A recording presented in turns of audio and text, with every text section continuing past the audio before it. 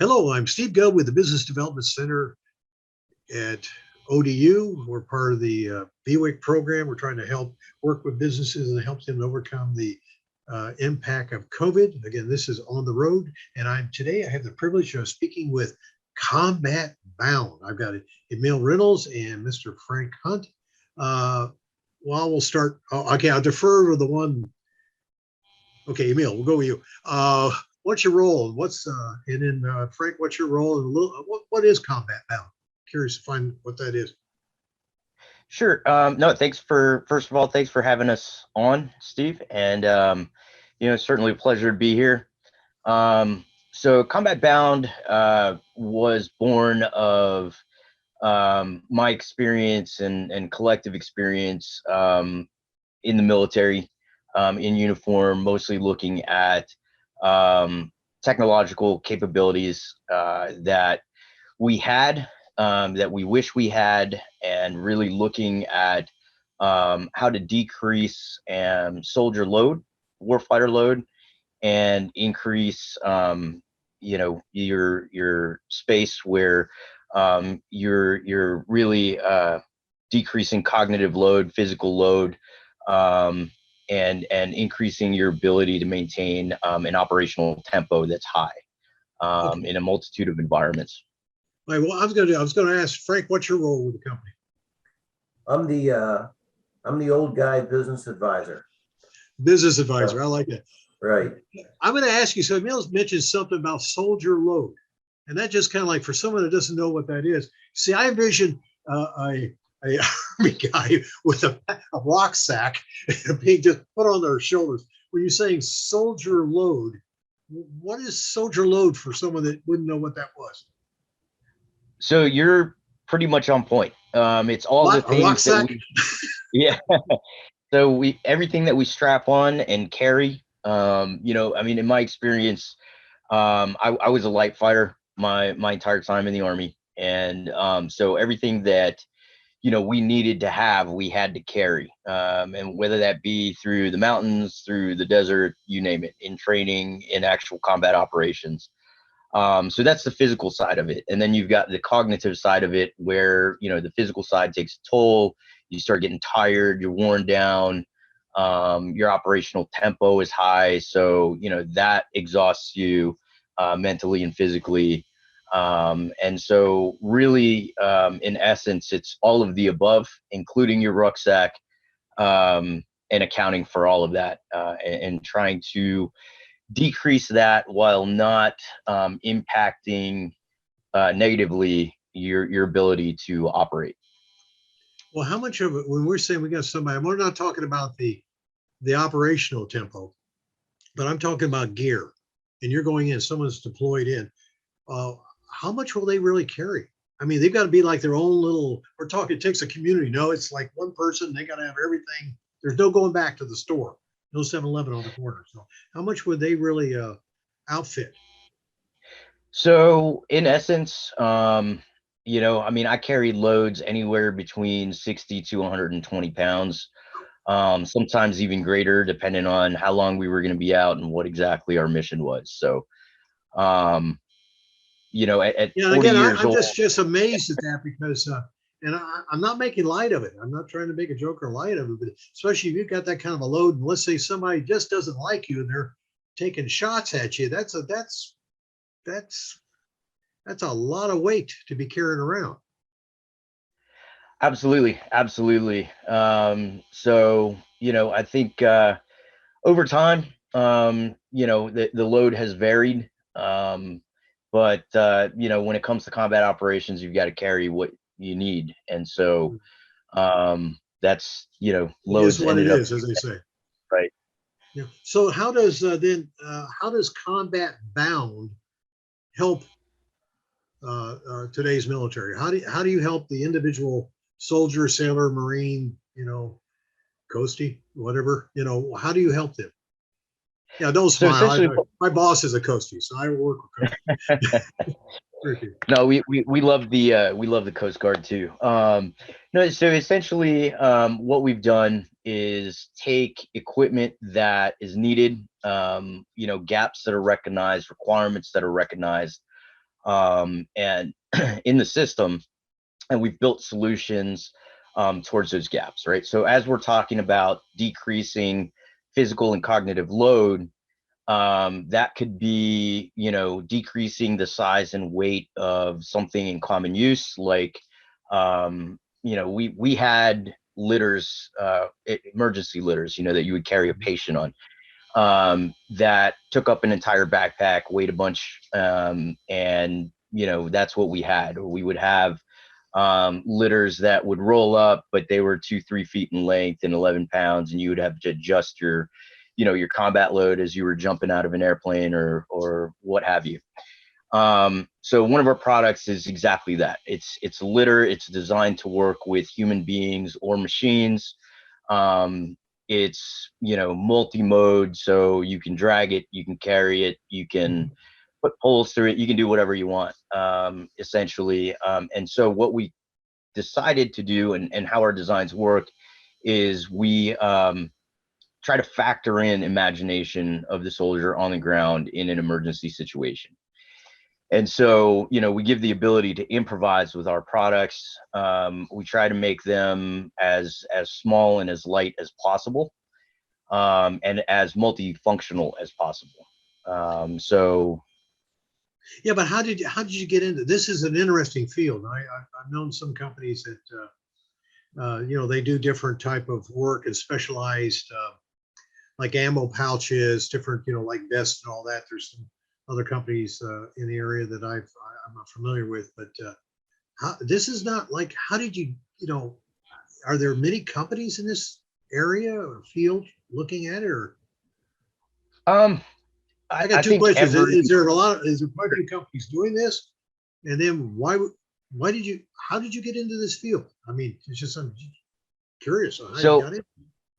I'll answer the second question first, if you don't mind. So essentially, it came from experience, right? Experience carrying things, experience, being issued stuff that, you know, may or may not have been particularly useful, or just dedicated solely to one thing rather than multiple things, and then having to carry more stuff, um, to be able to do a multitude of things. And so, really, it came from experience. And so looking back at that is where, you know, we started prototyping and designing, well, designing and then prototyping, um, these products that we've come up with, really to help take some of that load off of, you know, your war fighters that are out there, and maintain the helpfulness of the product.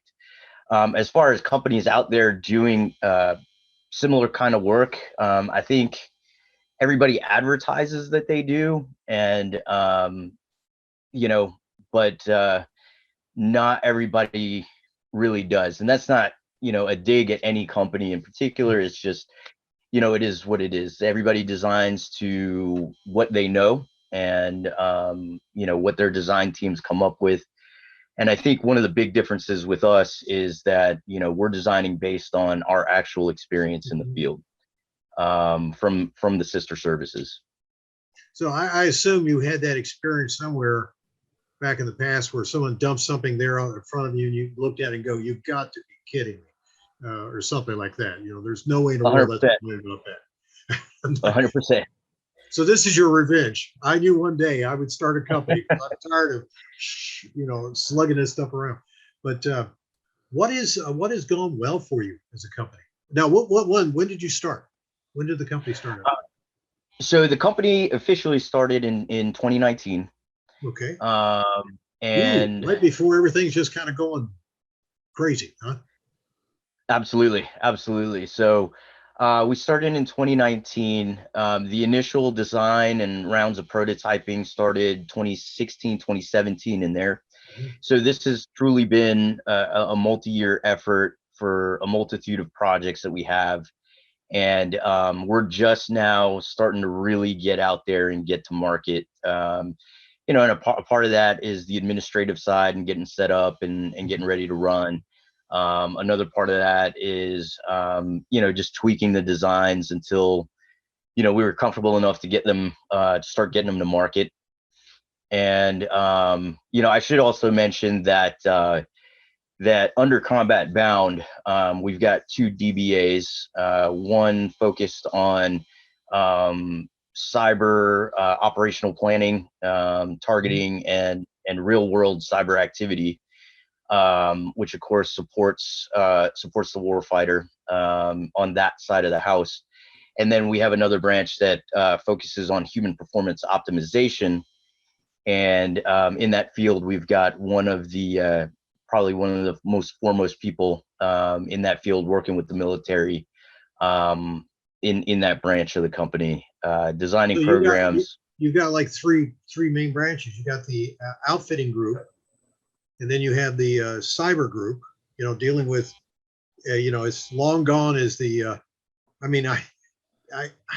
can't compare it to anything. I'm looking at Halo now on television. I'm not an endorsement, but I'm watching. But you got these combat helmets. They're trying to do readouts. So the science fiction is now kind of a thing. So you got that kind going on.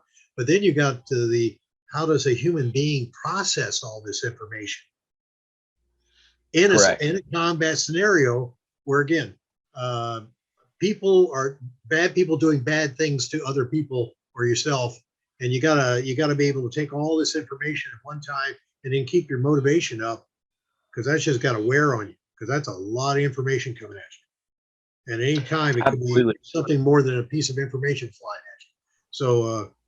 So you got all that. So you got 3 main branches.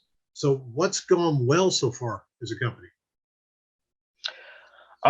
So over the past year, we've been able to generate, through the efforts of Frank and our other team members, a lot of good interest within the special operations community, within the cyber community, for the programs that we have and the technology that we have. Mm-hmm.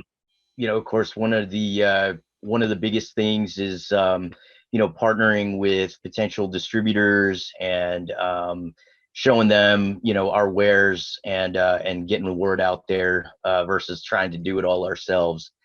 Mm-hmm. So I think we've had some pretty good, a lot of good help, I should say, and especially important for a startup. We've got a great board of advisors, of which Frank is there with us, and our team just never stops working. And so we're all rowing in the same direction. We're all trying to get to the same end point or start point, since we're a new company, and we just, I think, work really well together. So that's a big thing to the successes that we've had so far. Okay, here's where we come in. As ODU, the University of Business, have we been able to help a little bit along this journey? Absolutely. Yeah. Yep. Okay. Well, good. That's all I need. This smells. That's as much of a plug as I need. We've had really, really good help from the ODU business office. The folks there have been really good to us, informative, very non-judgmental. When they ask us a question and we give them the deer in the headlights look, they're willing to give us the the feedback that we need and the direction. And another office that's been very good for us and is, I think, good for other people that need this is the PTAC Center. Oh, the PTAC, yeah. Yeah, and of course I can't expand the acronym when I want to, but no, the Procurement Technical Assistance something. Center, that's it. That's it. Yeah, so, I do the same thing. I'm going like the Business Development Center. We can do that. We have people that are very experienced in that. Been on both sides of the table, but also it's definitely when you're dealing with government contracting in a strange world sometimes, to make sure you got the product and got the I's dotted and the T, because you hate to be kicked out of a round of contracts because you just didn't have the right reference cited or something like that. So, totally appreciate that.